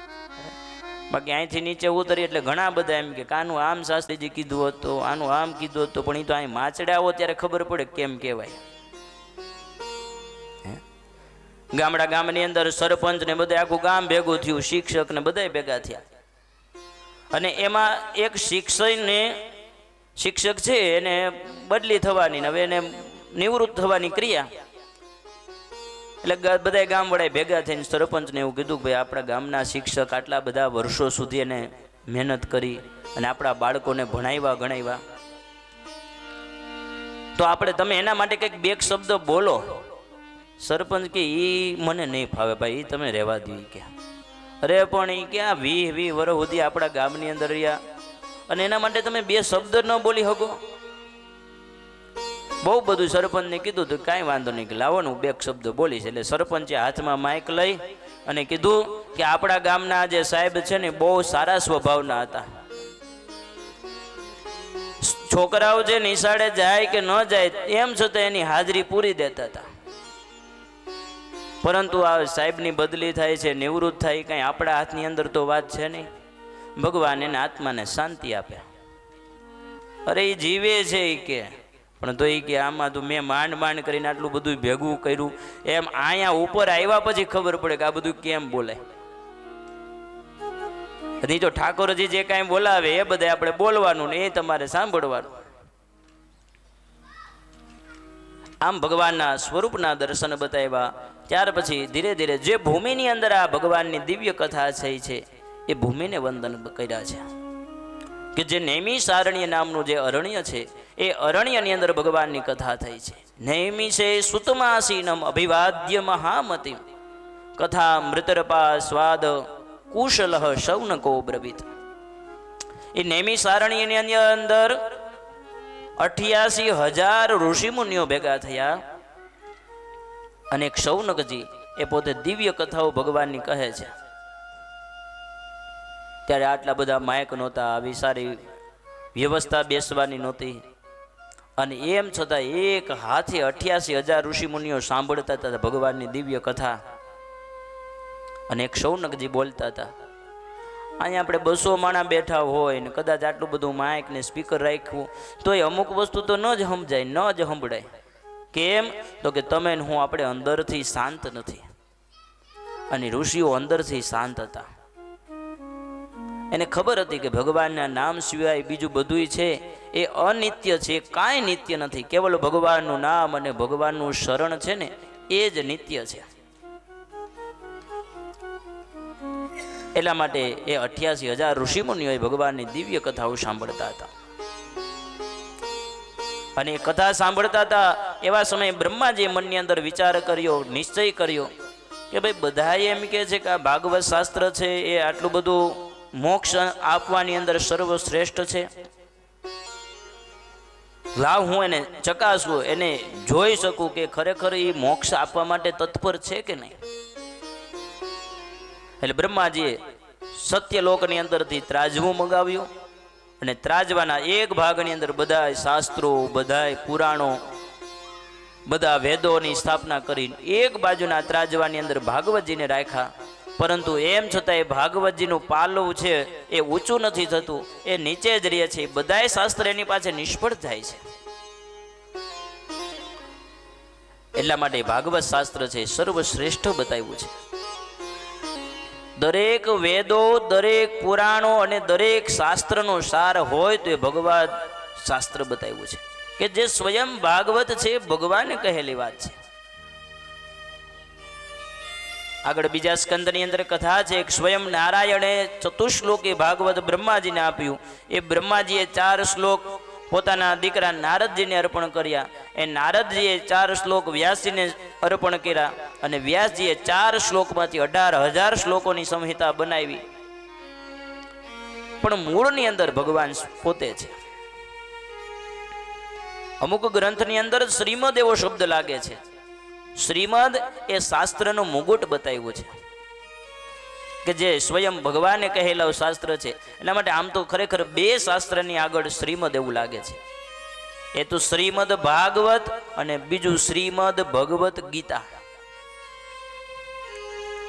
5000 વર્ષો પહેલા લખાયેલું શાસ્ત્ર અને યુદ્ધમાંથી એક જન્મેલી આ ગીતા કે જે સાંભળવાથી અત્યારના પણ મનના જે કાંઈ ઉદ્વેગો હોય, સંકલ્પો હોય એ બધા એનું સમાધાન ગીતાજીની અંદરથી પ્રાપ્ત થઈ જાય. પરંતુ એ બધું વાંચવું જોઈએ, જીવનમાં ઉતારવું જોઈએ, એનું શરણ સ્વીકારવું જોઈએ. ત્યારે આપણા પ્રશ્નોનો હલ હાલમાં પણ એ ગીતાજીની અંદર બતાવેલો છે. એટલા માટે કહે ને કે શબ્દ એક વાવો તો આખી સંહિતા નીકળે અને કૂવો એક ખોદો તો આખી સરિતા નીકળે. આ દુનિયાની અલગ જ છે તાસીર કે જેમાં મહાભારત વાવો અને ગીતા જેવું શાસ્ત્ર નીકળે. અને હજી એથી આગળ કહે છે કે આ પૃથ્વી ઉપર હજી ક્યાંક રાવણો છે એની બીતા નીકળે છે, ક્યાંક હજી લક્ષ્મણની રેખાઓ ધડકે છે. અને જો જનક આવીને હજી આ પૃથ્વી પર હળ હાકે ને તો હજી સીતા છે જન્મે, હજી સીતા પ્રગટે. એવી દિવ્ય ભૂમિ એટલે કે નૈમિષારણ્ય અને ભારત દેશની અંદર રહેલું આ શાસ્ત્રની ભૂમિ બતાવી છે. આમ તો આપણે સૌ એને સ્થળ માનીએ છીએ, પણ એ સ્થળ નહીં, એક ભૂમિકા છે, ભૂમિ નથી. જ્યાં બ્રહ્માજીએ વિચાર કર્યો કે જે જગ્યાની અંદર આપણે આ શાસ્ત્ર કેવું છે નૈમિષારણ્યની અંદર કઈ જગ્યાએ કરવું, એટલે પોતાનું જે મનસ્ચક્ર હતું એ બ્રહ્માજી એને છોડે છે. એ મનસ્ચક્ર ફરતા ફરતા એક ભૂમિની અંદર આવ્યું અને એ ચક્રના બધા આરા તૂટી ગયા. એટલે બ્રહ્માજી કીધું કે આ જગ્યાની અંદર તમે ભાગવત કરો, જ્યાં તમારું અને મારું મનસ્ચક્ર શાંત થાય એ જ ભૂમિનું નામ છે નૈમિષારણ્ય. નિમેષ એટલે એક સેકન્ડનો પણ ઘણા બધા અંદરનો ભાગ બતાવ્યો. એ નિમેષ માટે પણ જો આપણું મન સ્થિર રહે એટલે એ નૈમિષારણ્ય બની જાય એ ભૂમિ. એવી આ દિવ્ય ભૂમિની અંદર આપણે સૌ બેઠા છીએ, એ ભૂમિને વંદન કર્યા છે. અને આમ વંદન કરતા કરતા આગળ ભાગવતજીની અંદર એક દિવ્ય ભક્તિ મહારાણીની કથા બતાવી છે.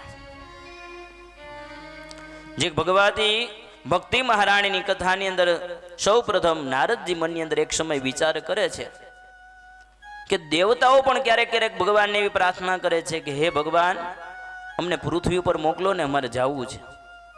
જ્યાં જ્યાં તમે અવતારો ધારણ કરીને જે પૃથ્વી ઉપર ગયા, એ પૃથ્વીની ઉપર તમે આવી બધી લીલા કરી, તે પૃથ્વીમાં અમને પણ માણસ બનાવીને મોકલો ને. એ પૃથ્વીના મનુષ્ય લોકના માનવીઓનો અમારે એનો પણ જે કાંઈ સંબંધ છે સ્વીકારવો છે, એની સાથે પણ આનંદમાં રહેવું છે. તો એ ભૂમિની અંદર આવવા માટે દેવતાઓ પણ વિચાર કરે છે. તો નારદજીને એમ થયું કે લાવને હું એ ભૂમિની અંદર જાઉં અને ભૂમિના દર્શન કરું. નારદજી આવે છે, પોતે ફરતા ફરતા અનેક તીર્થ ક્ષેત્રોની અંદર જાય છે. નારદજી એમ કહે છે, અહમ તુ પૃથ્વીયાતો જ્ઞાત્વા સર્વોત્તમામિતિ પુષ્કરમ ચ પ્રયાગમ ચ કાશીમ ગોદાવરીમ તથા હરિક્ષેત્રે કુરુક્ષેત્રે શ્રીરંગમ સેતુબંધનમ એવમાદિષુ તીર્થેષુ બ્રહ્માણ ઇતસ્તવ. હરિક્ષેત્રમાં ગયા, કુરુક્ષેત્રમાં ગયા, કાશી ગોદાવરીમ તથા. નારદ મુનિ આ બધી જ તીર્થ ભૂમિઓની અંદર ફરતા ફરતા આવે છે, પરંતુ નારદ મુનિએ જોયું કે અહીંયા ક્યાંય હું જે શાંતિ ગોતું છું ક્યાંય નથી. એટલા માટે કીધું સત્યમ નાસ્તિ તપઃ શોચમ દયા દાનમ ન વિદ્યતે. અહીંયા ક્યાંય સત્ય નથી દેખાતું, તપ નથી દેખાતું, ક્યાંય પવિત્રતા નથી દેખાતી. તો આ ભૂમિના બધા વખાણ કરે છે, ભૂમિમાં શું છે? મનમાં ઉદાસ થયા. નારદ મુનિ ફરતા ફરતા અનેક ક્ષેત્રોમાંથી વૃંદાવનની અંદર આવે છે અને વૃંદાવનની અંદર નારદ મુનિ એક દ્રશ્ય જોવે છે. એક યુવાન સ્ત્રી છે, એ યુવાન સ્ત્રીની આજુબાજુમાં બીજી ઘણી બધી સ્ત્રીઓ છે, એની સેવા કરે છે. કોઈ સ્ત્રીઓ છે એમના ચરણો દાબે છે, સેવિકાઓ કોઈ એને પવન ઝૂલે છે. આ દ્રશ્ય જોયું નારદ મુનિ, અને જેવા ત્યાંથી પસાર થાય છે ત્યારે આ જે વચ્ચે સ્ત્રી બેઠી છે ને એ નારદજીને ઊભા રાખીને કહે છે, ભો ભો સાધુ ક્ષણમ તિષ્ઠ મચ્ચિંતાય વિનાશય દર્શનમ તવ લોકસ્ય સર્વથા ગહરમ પરમ. ભક્તિજી કહે છે કે ભો ભો સાધુ ક્ષણમ તિષ્ઠ. હે સાધુ, તમે ક્ષણ વાર માટે ઊભા રહ્યો. કારણ કે કીધું છે કે સાધુઓની ક્ષણ અને અન્ન ક્ષેત્રનું કણ એનું ક્યારેય બગાડ થવો ન જોઈએ. એના સમયની ક્યારેય વેડફવો ન જોઈએ. કોઈ મહાપુરુષો દેખાય ને એની પાસે જવા લાગીને પગે લાગવા લાગીને આપણી સંસારિક વાતો એની સાથે કરવા લાગી. કારણ કે આ બંને છે એ પરમાર્થી છે, એ બીજાના માટે જીવન જીવે છે, બીજાના જીવનમાં કંઈક સુખ મળે, શાંતિ મળે, એવો બધો ઉપદેશ આપવા માટે સાધુ સંતો છે ક્યાંય સ્થિર રહેતા નથી. એ સતત પોતે વિચરણ કરતા રહે છે, અને જે વિચરણ કરે છે ને એને સાધુ અને સંત કહેવાય. બાકી તો સંસારનો ત્યાગ કરીને પછી બીજી જગ્યાએ જઈને નદીના કિનારે ઉપર એને મોટો આશ્રમ બનાવે અને ત્યાં બધા સેવકોને શોધે ને પછી એમાં એમ કે ભાઈ થોડોક કંઈક દાન ફાળો થઈ જાય તો અહીંયા કાદી વંડી બનાવીને અહીંયા કાદી ડંકી બનાવીને, તો ભાઈ પાછો ઘરે આવતો રહે ત્યાં વંડી છે ને ડંકી છે. પણ સાધુ તો ચલતા ભલા, સાધુને ક્યારેય રોકવો નહીં. જ્યાં અંડક્ષત્ર ચાલતું હોય ત્યાં અન્નનો ક્યારેય બગાડ કરવો નહીં. હા,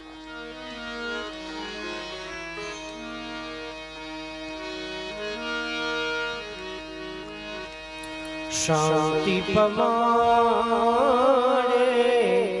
એને સંત કહીએ, શાંતિ પમાડે એને સંત કહીએ, એના દાસના દાસ થઈ રહીએ, દેહો એના દાસના દાસ થઈ રહીએ,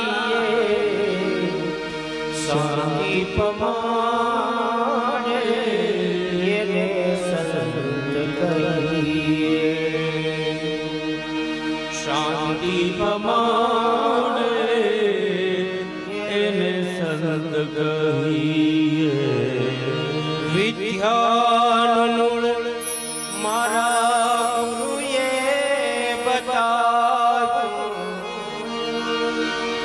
વિદ્યાનું મારા ગુરુએ બતાવ્યું, પછી મેં તાનો માર સિદ્ધ કરી,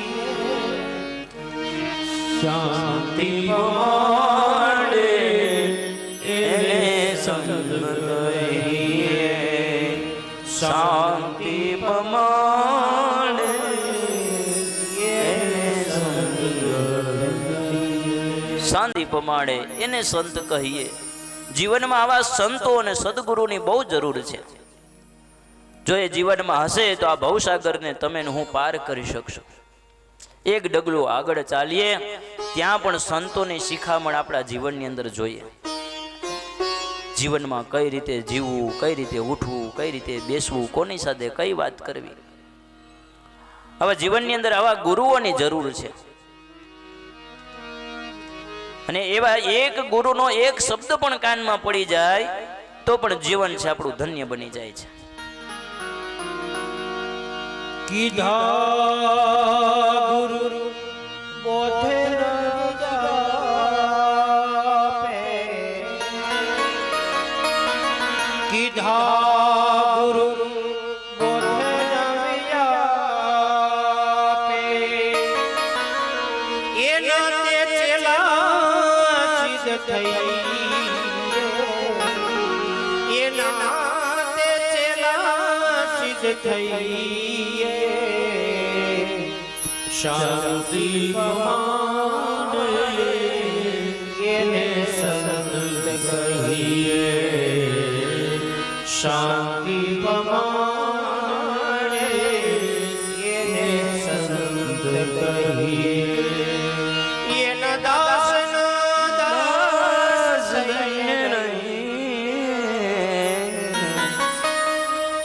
એના દાસના દાસ થઈ રહી, શાંતિ પમાડે એને સંત.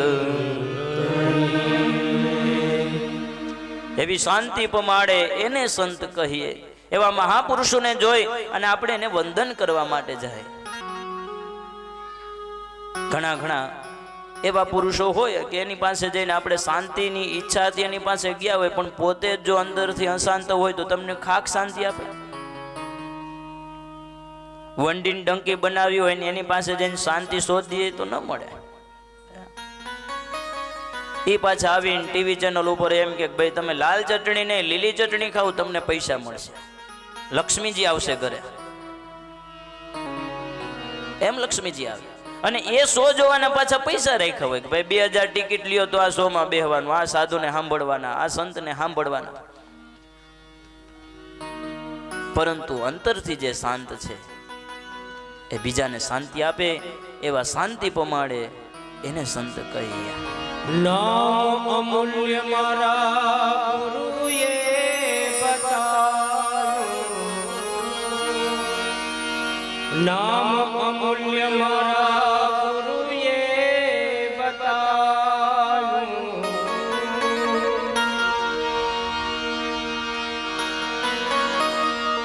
નામ અમૂલ્ય મારા ગુરુએ બતાવ્યું,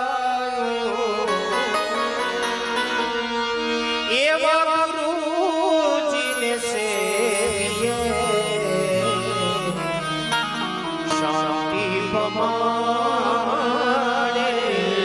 એને સંત કહીએ, શાંતિ પમાડે એને સંત કહીએ.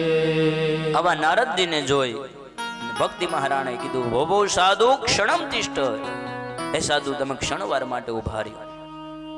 નારદ મુનિ આવી અને સ્ત્રીને કીધું કે આ તમે એકલા છો, આટલા બધા સુંદર છો અને આટલી બધી સ્ત્રીઓ તમારી સેવા કરે છે, આ બધી સ્ત્રીઓ કોણ છે અને તમે કોણ છો? ત્યારે સ્ત્રી બોલે છે કે ઉત્પન્નો દ્રવિડો દેશ, મારું નામ ભક્તિ છે, હું ઉત્પન્ન દ્રવિડ દેશની અંદર થઈ, વૃદ્ધે કર્ણાટકીમ કથા, હું મોટી છે ને કર્ણાટકની અંદર થઈ, ક્વચિદ મહારાષ્ટ્રે, મહારાષ્ટ્રમાં હું આવી ત્યાં હું થોડી યુવાન રહી, પણ ગુર્જરે જીર્ણતામ ગતા, ગુજરાતની અંદર એમાંય ભારતમાં આવી અને હું વૃદ્ધ થઈ છું. પરંતુ એ વૃદ્ધાવસ્થામાં પણ ધીરે ધીરે હું જ્યારે વૃંદાવનમાં આવી ને, મથુરા વૃંદાવન ગોકુળમાં, ત્યારે પાછી હું તો યુવાન થઈ ગઈ. પરંતુ આ બે તમે વૃદ્ધ બાળકોને જોવો છો ને, એ બંને મારા સંતાનો છે. એકનું નામ છે જ્ઞાન અને એકનું નામ વૈરાગ્ય છે. નારદજી મનમાં વિચાર કરવા લાગ્યા કે માં આટલી સુંદર અને પુત્ર વૃદ્ધો કઈ રીતે બની શકે? તો કે આ બંને મારા પુત્રો અત્યારે મૂર્છિત થઈને ભૂમિ ઉપર પડ્યા છે, એને જગાડવા માટેની મેં ઘણી બધી કોશિશ કરી પણ આ કોઈ જાગતા નથી, એના માટેનો તમે પ્રયાસ કરો. નારદ મુનિ મને કોઈ એવો ઉપાય બતાવો કે આ બંને ફરી યુવાન થાય. નારદજી કે આ બધી સ્ત્રીઓ, તો કે આ બધી તીર્થો છે, કોઈ ગંગા છે, કોઈ યમુના છે, કોઈ નર્મદા છે, આ દરેક તીર્થ નદીઓ મારું અહીંયા સેવન કરે છે, સેવા કરે છે. તેવા અસંખ્ય જીવો એ ગંગાજી અને યમુનાજીની અંદર વહે છે, તો એ બધાને મુક્તિ મળવી જોઈએ. પરંતુ એ જીવો એની અંદર છે કેમ? તો કે જ્યાં સુધી અંદરના કરેલા કર્મો છે એ ફળ ભોગવ્યા વગર છૂટકો નથી. એટલા માટે દરેક તીર્થ નદીઓ છે એ અહીંયા ભક્તિ મહારાણીની સેવા કરે છે. નારદજીનું હૃદય છે દ્રવિત થયું, કારણ કે સંત મિલન છે ને એનું હૃદય છે નવનીત જેવું હોય. તરત જ બંને બાળકો જ્ઞાન અને વૈરાગ્યની પાસે જાય છે. જ્ઞાન અને વૈરાગ્યના કાનની અંદર જઈ ઘણા બધા વેદ મંત્ર બોલે છે, ભગવાનનું નામ સ્મરણ કરે છે. પરંતુ નારદ મુનિના તમામ પ્રયાસોને જોઈ જ્ઞાન અને વૈરાગ્ય ઊભા થયા, પણ ઊભા થતા જ પાછા મૂર્છિત થઈને પોતે પૃથ્વી પર ઢળી પડ્યા છે. નારદ મુનિ બહુ બધો પ્રયાસ કર્યો, છેવટે એનાથી જ્ઞાન વૈરાગ્ય જાગ્યા નહીં. ઘણા મંત્રોના ઘોષ કર્યા પરંતુ જાગતા નથી. અને નારદ મુનિએ ચિંતાતુર થવા માંડ્યા. ત્યારે ભગવાન સ્વયં આકાશવાણી કરીને કીધું કે હે નારદ મુનિ, તમે તમારો પ્રયત્ન છે શરૂ રાખો, તમને આમાં સિદ્ધિ ચોક્કસ મળશે. અને તમે સત્કર્મ કરો જેના દ્વારા જ્ઞાન અને વૈરાગ્ય છે ફરી છે પુનર્જીવિત થશે, ફરીથી યુવાન થશે. નારદ મુનિ આકાશવાણી સાંભળી અને સત્કર્મની વાત આવી. નારદ મુનિ વિચાર કરવા લાગ્યા કયા સત્કર્મની વાત કહેતા હશે. કયું કામ કરવું કે જેને સત્કર્મ કહેવાય? આ વિચાર કરતા કરતા નારદ મુનિ એ શોધવા માટે જાય, અનેક ઋષિઓને બોલાવે છે, અનેક સાધુ સંતોની પાસે જઈને કીધું કે ભાઈ આ રીતે આકાશવાણી થઈ છે અને મને સત્કર્મ કરવાનું કીધું છે, હું કયું સત્કર્મ કરું? ઘણા ઘણા ઋષિઓને તો મનમાં વિચાર કર્યો કે જો આવા નારદ મુનિ આપણી પાસે કોઈ પ્રશ્નનો જવાબ માંગવા આવતા હોય તો આપણી પાસે સામે એવી જવાબ દેવાની લાયકાત તો હોવી જોઈએ ને. પછી એની લાયકાત ન હોય તો પછી એના સેવકો એમ કહી દે કે ભાઈ નારદ મુનિને કહે ભાઈ હમણાં સ્વામીજી નથી, કેમ તો કે પોતાનું સત્કર્મ કરવા ગયા છે, અંદર જોતા જ અંદર જ બેઠા હોય, પરંતુ કહેવાની એની પાસે શક્તિ નથી, કોઈ એટલું જ્ઞાન નથી. અને નારદ મુનિ ફરતા ફરતા પાછા ઉપર બદ્રિકા આશ્રમની અંદર જાય છે. અને બદ્રિકા આશ્રમની અંદર બ્રહ્માજીના 4 માનસ પુત્ર છે, સનક, સનંદન, સનાતન અને સનત કુમાર. એ નારદ મુનિને એમ કહે છે કે નારદ મુનિ, તમે તો એક સંત છો, ભગવાનના પ્રિય એક ભક્ત છો, એમ છતાં તમે આજે ઉદાસ છો. નારદ મુનિ એમ ભાંડી અને આ 4 માનસ પુત્રોને વાત કરે છે કે હે ઋષિઓ, હું આ રીતે મૃત્યુલોકની અંદર ગયો હતો અને મૃત્યુલોકની અંદર મેં જોયું કે તપઃ સત્યમ તપઃ શોચમ નાસી દયાદાનમ ન વિદ્યતે, આવું ક્યાંય મને જોવા ન મળ્યું. અને ફરતા ફરતા એક આ જગ્યા ઉપર વૃંદાવનની અંદર આવ્યો. વૃંદાવનની અંદર એક સ્ત્રીને જોઈ જે યુવાન છે પણ પોતાના બાળકો છે, વૃદ્ધ છે, એ બંનેને જગાડવા માટે અમે ઘણા બધા પ્રયત્ન કર્યા પણ અંતે જાગ્યા નહીં. અને આકાશવાણીની અંદરથી ભગવાને એમ કીધું કે હે નારદ મુનિ, તમે સત્કર્મ કરો. એ સત્કર્મ શું એ જાણવા માટે હું તમારી પાસે આવ્યો છું. સનકાદી ઋષિ મુનિઓ કે એમાં તમારે મારી પાસે આવવાની કોઈ જરૂર જ નથી. કેમ તો કે આજે તમે જેમ અશાંત છો એમ એ જ રીતે એક વખત વ્યાસ મુનિ પણ અશાંત હતા, જેને 17 શાસ્ત્રો લખી નાખ્યા, પુરાણોની રચના કરી દીધી, પરંતુ તોય એના જીવનની અંદર અશાંતિ હતી. અને તમે એને કેમ સંતોષ આપ્યો? તો કે ભાગવત શાસ્ત્રનું મેં ચતુશ્લોકી એને કીધું અને એમાંથી એને 18,000 શ્લોકોની રચના કરી, એના દ્વારા એના જીવનની અંદર શાંતિ મળી. બસ તો કે એ જ સત્કર્મ છે, તમે એ કરો, એના દ્વારા જ્ઞાન અને વૈરાગ્ય જાગૃત થશે. સનકાદી ઋષિમુનિઓ વક્તા બને છે. નારદ મુનિ અને એની સાથે અનેક ઋષિમુનિઓ ગંગાના કિનારા ઉપર બેસી અને ભાગવતજીની કથા શરૂ કરે છે. ભગવાનની દિવ્ય કથાઓની અંદર થોડોક સમય પસાર થયો, ત્યાં વૃંદાવનની અંદર બેઠા છે ગંગાના કિનારે, પરંતુ એની અસર અહીંયા યમુનાના કિનારે થાય છે. જે જ્ઞાન અને વૈરાગ્ય વૃદ્ધ હતા એ ફરીથી યુવાન થાય છે. અને યુવાન થઈ અને ભક્તિ મહારાણીની સાથે શ્રી કૃષ્ણ ગોવિંદ હરે મુરારી હે નાથ નારા યણવાસુદેવા આવું સંકીર્તન કરતા કરતા ગંગાના કિનારા ઉપર જ્યાં સનકાદી ઋષિ મુનિઓ અને નારદજી ભગવાનની કથા કરે છે ત્યાં આવે છે. શ્રી કૃષ્ણ ગોવિંદ હરે મુરારી આવો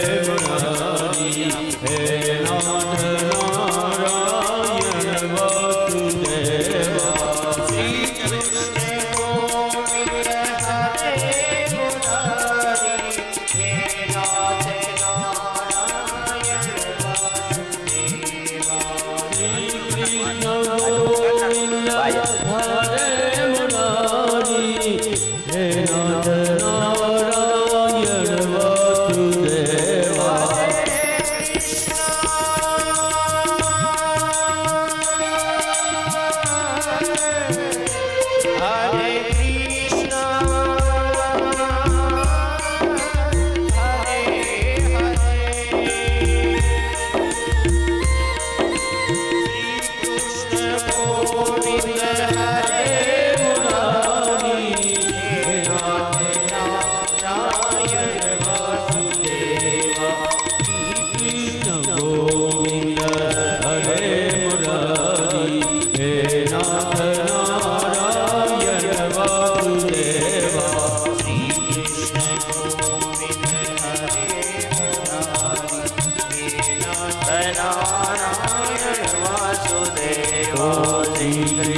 ગોવિંદ હરે મુરારી હે નાથ નારાયણ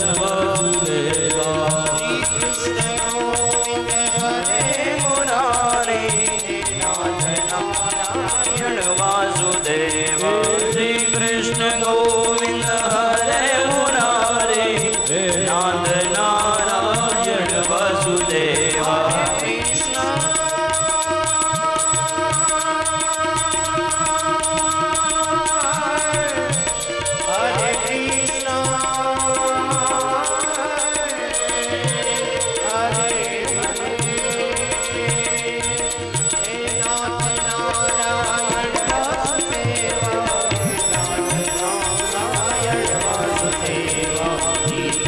ગોવિંદ હરે મુરારી હે નાથ